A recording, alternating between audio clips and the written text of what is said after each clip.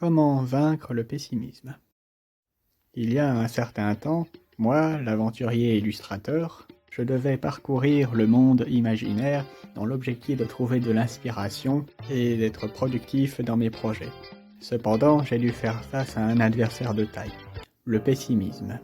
Quand le pessimiste observait mes créations, il n'y voyait très peu d'intérêt. Pire encore, il disait carrément que mes créations ne garantira pas le succès. Car sur Internet, la concurrence est rude, difficile de gagner une certaine forme de visibilité. Les maisons d'édition, quant à elles, ne favorisent uniquement les dessinateurs les plus expérimentés. Le pessimiste disait aussi que j'avais créé tant de projets dans le passé, mais que cela n'a jamais apporté autant de succès comme je l'aurais espéré. C'est sans espoir, vaut mieux y renoncer. Mais au lieu de prendre en compte la critique du pessimisme, j'ai fait le choix de reprendre le progrès de mes projets. Problème, le pessimisme effectua un blocage émotionnel empêchant toute prise d'initiative sur mes projets. Dans ce cas, je faisais le second choix de combattre le pessimisme. Mais rien à faire, le pessimisme était imbattable. J'essayais aussi de me libérer de ce blocage émotionnel, sauf que le pessimisme effectua encore plus de blocage. Agacé, le pessimiste effectua le pouvoir de l'hypnose afin de me plonger dans un sommeil profond. À mon réveil, je me suis rendu compte que je me suis téléporté dans une forêt de conifères. À part cela, mes projets étaient toujours bloqués. Je décidai de parcourir les environs afin de trouver des solutions. Quelques instants plus tard, j'aurais trouvé un magasin ambulant où se trouvait à l'intérieur un vendeur vendant des objets magiques. J'ai demandé au vendeur s'il pourrait me vendre un objet magique me permettant de vaincre le pessimisme et retrouver une productivité dans mes projets. Le vendeur me proposait un objet particulier, le sceptre de l'inspiration. Ce sceptre permet de repousser les mauvaises pensées grâce à la lueur qu'elle possède.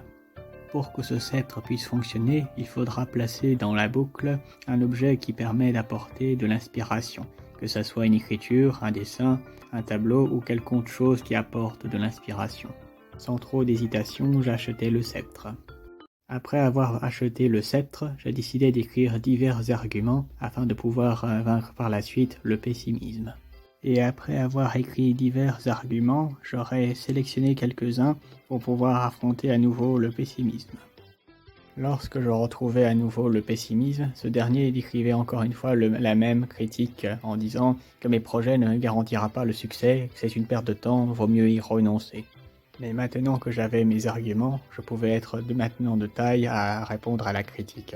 Ces arguments sont les suivants. La BD et l'animation sont mes passions, ma fierté, ma raison d'être. Telle est ma volonté, ma fierté, je continuerai à créer de nouvelles œuvres. Je plaçais mes arguments dans la boucle du sceptre, et le sceptre libérait une puissante lueur qui affaiblissait le pessimisme. Après avoir vaincu le pessimisme, mes projets ont été libérés du blocage émotionnel. Il ne me restait plus qu'une chose à faire, reprendre le progrès sur mes projets. Et pour répondre à la question de départ, comment vaincre le pessimisme? La réponse est la suivante, décrivez divers arguments positifs et vous serez de nouveau capable de vaincre le pessimisme.